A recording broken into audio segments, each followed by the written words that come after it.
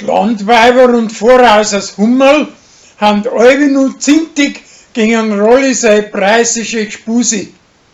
Aber der Pfarrer redet ihrer das Gewissen und drum werden's wieder gut und kommen sogar auf Du miteinander.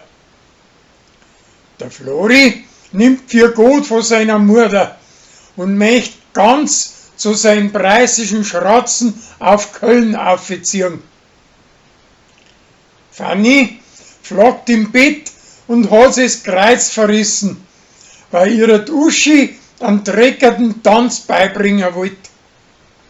Der Gregor kann es aber viel besser und macht es ihr vor.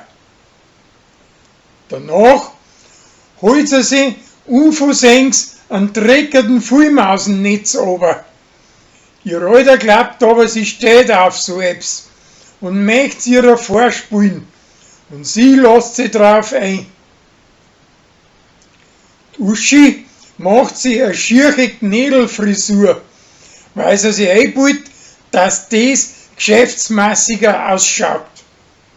Sein Alten gefällt das aber überhaupt nicht. Drum sitzt er ein ganzer depperte Haum auf und tut's erst wieder runter, wie sie ihre Haare aufmacht. Der Gundi, sein Alter, ist für eine Woche nicht da. Und drum meint aus Hummel, sie müssen ihre Zeit vertreiben. Obwohl das lieber mit Berli in die Glotzen reinschauen darf.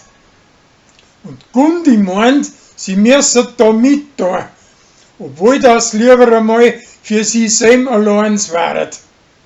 Schließlich kommen sie aber den erst alle zwei dahinter, was gespielt wird.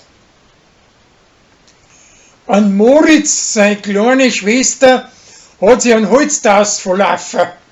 Und Sarah mit ihren Leuten sucht's und find's auch.